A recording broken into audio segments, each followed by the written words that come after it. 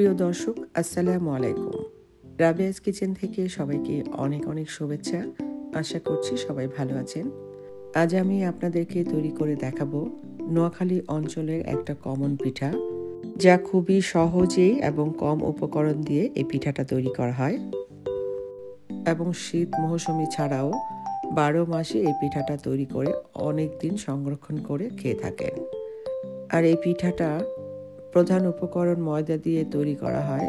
দেখতে অনেকটা বিস্কুটের মতো বলে এর নামকরণও করা হয়েছে বিস্কুট পিঠা। তবে আমি আমার এই পিঠাতে কিছুটা ভিন্নতা এনেছি। মেন ইনগ্রিডিয়েন্ট ময়দার পরিবর্তে সুজি ব্যবহার করেছি, যার ফলে পিঠার টেস্টটাও বেড়ে গেছে অনেকখানি। আবার কোনো কোনো অঞ্চলে এই পিঠাটাকে ডিমের আন্তসাও বলে থাকে। আমিও এর নাম দিয়েছি বিস্কিট পিঠা। যেহেতু আমি সুজি দিয়ে করেছি, তাই আমি এর নামকরণ করেছি সুজির বিস্কুট পিঠা। তো চলুন দেখিয়ে দিচ্ছি এই পিঠাটা বানাতে আমি কি কি উপকরণ নিয়েছি এবং কিভাবে বানাবো। আশা করছি আপনাদের অনেক ভালো লাগবে। আর ভালো লাগলে অবশ্যই লাইক, কমেন্ট ও শেয়ার করতে ভুলবেন না। প্রথমে একটা মিক্সিং বলে 3টা ডিম ভেঙে নিয়েছি। এর সাথে দিয়ে দিচ্ছি আধা কাপ চিনি, সামান্য লবণ, আর দিয়ে দিচ্ছি 1 টেবিল চামচ ঘি। এই ঘিটা আমার নিজের হাতের তৈরি। আমি এর লিঙ্কটা নিচের ডেসক্রিপশন বক্সে দিয়ে দিব, আপনারা চাইলে সেখান থেকে দেখে নিতে পারেন। এবার এই সবগুলোকে ভালো করে ফেটে নেব এবং চিনিটাও যাতে গলে যায়। এখন দিয়ে দিচ্ছি 1 কাপ সুজি। এই সুজিটাই হচ্ছে আমার মেন ইনগ্রিডিয়েন্ট। সাথে দিয়ে দিচ্ছি আধা কাপের চেয়ে একটু কম ময়দা। এবার সবগুলোকে ভালো করে মিশিয়ে নেব। যদি এই ময়ানটা পাতলা হয়ে যায় তবে সেক্ষেত্রে আরও কিছুটা ময়দা অ্যাড করতে পারেন, তবে আমার লাগবে না, আমার একেবারে পারফেক্ট হয়ে গেছে। এবার আমি হাত দিয়ে মথে ভালো করে একটা ডো তৈরি করে নেব।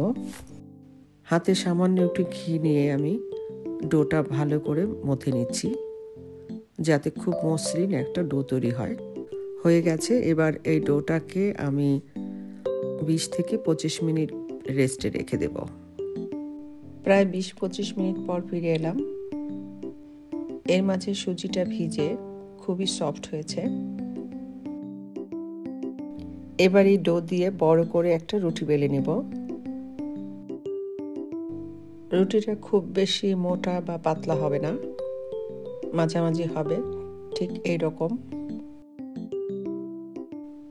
এবার এই ছুরিটার সাহায্যে আমি রুটিটাকে প্রথমে লম্বা করে পিস করে নেব, তারপরে আড়াআড়িভাবে, অর্থাৎ ডায়মন্ড শেপ যেরকম করে কাটে সেই রকম করে নিচ্ছি। আপনারা আপনাদের পছন্দ অনুযায়ী শেপ করে নিতে পারেন।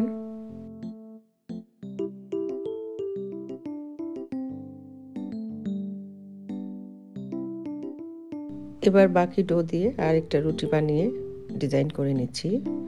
হাতের কাছে যে টাইপের ডিজাইন করার মতো কিছু থাকলে সেটা দিয়েও নিতে পারেন। আমি কোকি কাটা নিয়ে এবার আমি একটু বড় সাইজের রাউন্ড শেপ করে কয়েকটা বানিয়ে নিচ্ছি। পিঠাগুলো বানানো শেষ, এবার ভাজতে যাব।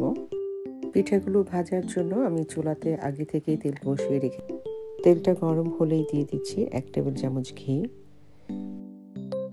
এই ঘিটা দেওয়ার ফলে পিঠাতে সুন্দর একটা ফ্লেভার যোগ হবে। তেলটা ভালো করে গরম হয়ে গেছে। এবার পিঠাগুলোকে তেলের মধ্যে ছেড়ে দিচ্ছি।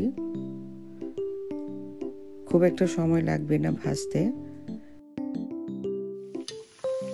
চুলার আগুনটা মিডিয়ামের চেয়ে লোতে রেখে পিঠাগুলোকে এপিট ওপিট করে গোল্ডেন কালার করে ভেজে নেব।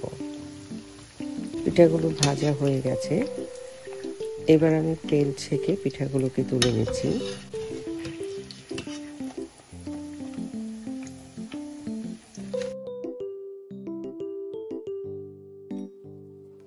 এবার বাকি পিঠাগুলোকে একই নিয়মে ভেজে নেব।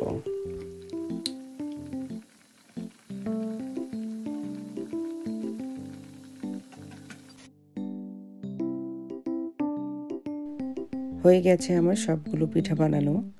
এবার একটা সার্ভিং ডিশে আমি পিঠাগুলোকে সাজিয়ে নেব।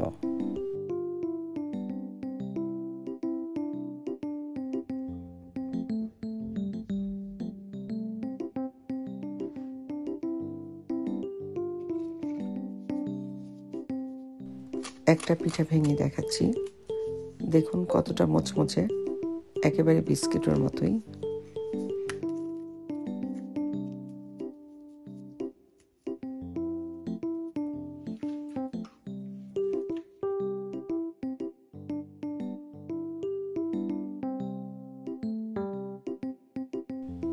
এই পিঠাগুলো বানিয়ে আপনারা প্রায় 20 থেকে 25 দিন পর্যন্ত বাইরে রেখে খেতে পারবেন।